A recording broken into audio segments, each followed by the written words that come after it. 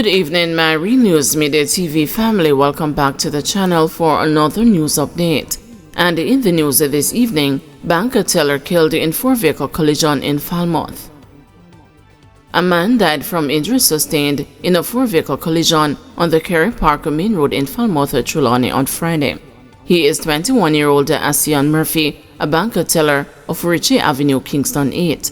Police say the crash, which occurred around 2:50 p.m., involved a blue 2015 Honda Civic motor car driven by Murphy, a gray 2011 Subaru Legacy motor car, a gray Toyota Voxy motor car, and a blue 2019 Ford Ranger motor truck. According to lawmen, Murphy was traveling in a westerly direction along the Kerry Park Main Road, while the other vehicles were traveling in the opposite direction. It is alleged that Murphy lost control of the vehicle and crashed into the blue Ford Ranger motor truck. The police were called to the scene, and the wounded people were taken to the hospital, where Murphy was pronounced dead. Veritech teacher and a parent opt for mediation in bid to resolve matters arising from school fight. The Very Technical High School teacher and the parent at the center of an assault at the school are heading to mediation in an effort to have the matter resolved. The teacher, Mesa Biggs, was charged with malicious destruction of property and assault occasioning bodily harm. The parent was also charged with assault. The charges stem from an altercation on May 28 between the teacher and the parent over a child's school bag that was confiscated by the educator, reportedly as punishment for unruly behavior. When they appeared in the Clarendon Parish Court on Friday, the parties informed the judge that they were willing to engage in alternative dispute resolution to arrive at an amicable solution. Attorney at law Charles Benbow, who is representing the teacher, told the news that both sides are to return to court on September 2 to provide an update on the mediation efforts.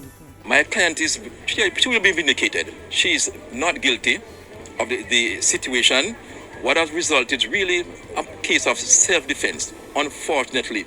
And as you can see behind me, the entire Very Technical High School staff is in full support of her, to include their principal. St. Catherine sibling freed of murder. St. Catherine siblings Nordia Murphy and Junior Edwards of Joe Blaine Spanish Town were on Friday freed in the circuit court of the stabbing death of a man. They were accused of the murder of 49-year-old Dave Facey of St. Elizabeth and Joe Blaine. In court, attorneys at law Earl Hamilton and John Paul Hamilton submitted that there was no nexus in the matter to hold the two accused responsible for Facey's murder. The court was also told that with no eyewitness to the incident and the failure of witnesses in the case to appear in court, the Crown could not mount a prima facie case.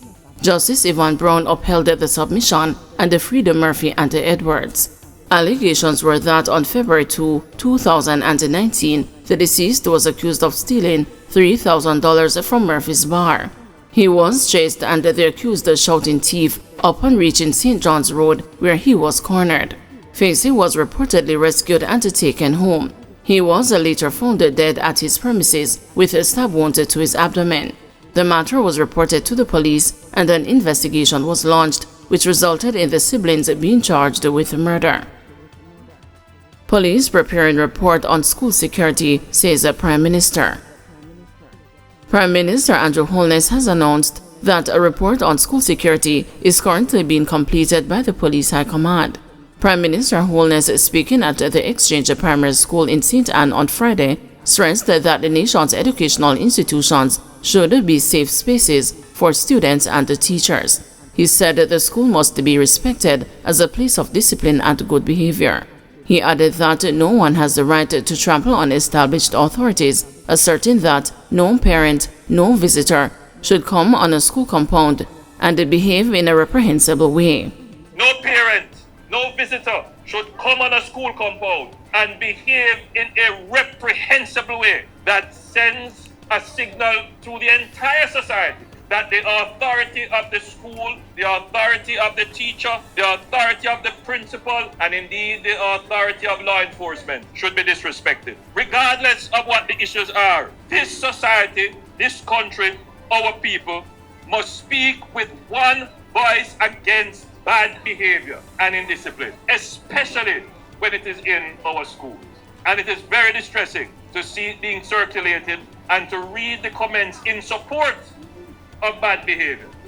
Your Prime Minister and this government does not support or tolerate bad behavior in our schools at all. And I want our principals and our teachers, our deans of discipline, our school resource officers. As I've said, we have started to review the security of our schools, and I expect to get a report from the Commissioner very soon. And we will put in place the necessary measures to ensure that no adult comes onto the school compound and behaves in the way that I have seen being circulated and believe that they are going to get away with it.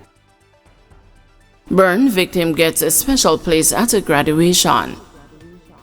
Next Thursday, burn victim Elisa King will officially graduate from the Dintel Technical High School. Last year, when her batch was graduating, King was battling for her life in a U.S. hospital after receiving extensive burns to her body after being doused with gasoline and set ablaze. The news spoke with a bubbly 18-year-old who said she was anticipating partaking in the school leaving ceremony. Excited is an understatement for how I feel. I think I'm feeling highly favored in God's eyes. I did not get the chance to graduate in 2023, and I had no idea that God and the people He sent to help me fulfill my blessings would do such a wonderful favor by allowing me to graduate. I am just so happy that I'm officially going to be a graduate of the Dintel Technical High School, she said. King returned to the island in February after receiving 6 months of life-saving treatment at the Shriners Burn Center in Texas. Last August, the teenager was set ablaze after being doused with gasoline as she slept at a relative's house in Redwood, St. Catherine. She received third-degree burns all over her body. Days after the incident, the San Murner Foundation, headed by Managing Director Robert White, was able to have King, who was barely clinging to life, flown to the U.S. for treatment. Antoine Badfall Gray, King's ex-boyfriend, and the man who is accused of setting her on fire, was arrested by the police about a day after she returned to the island. A woman accused of harboring him in her home in Central Village, St. Catherine, was also arrested. King has a growing audience on social media, and she has been highlighting episodes of her life on TikTok since the incident. Her videos are always entertaining and enlightening. She said that her content is not only a boost for herself, but serves as a motivation for others. I want persons who are faced with difficult situations like mine to know that no matter what scars you have, you are still beautiful. I am still beautiful. We still have life and we still have what it takes to be queens in our circle, King said. Senior citizen upsetting neighbors with bleach. An 81-year-old pensioner was on Thursday fined for breaching the public health nuisance regulations by throwing harsh chemicals outside her home, causing a nuisance for residents of a corporate area community. Veronica Young was brought before the Kingston and the St. Andrew Parish Court to answer to a count of failing to obey a written notice server. The court heard that last October, Young threw bleach and ammonia down her driveway and by the sidewalk, which emitted noxious fumes that affected passers-by and neighbors. Our eyes burnt, our nose, throat and nostrils burnt. We were nauseated, we wanted to faint, we wanted to vomit. It was suffocating, related the public health inspector in charge of the case. Inspectors from the Kingston and the St. Andrew Public Health Department indicated that on several instances they received calls, videos and reports of Young's actions, resulting in them serving her notice to cease and desist from throwing the noxious fumes. Prosecutors assured further that there was a petition from residents to have Young stop throwing chemicals at her gate. This is so bizarre. This is so odd, expressed the senior parish judge Sanchia Borrell.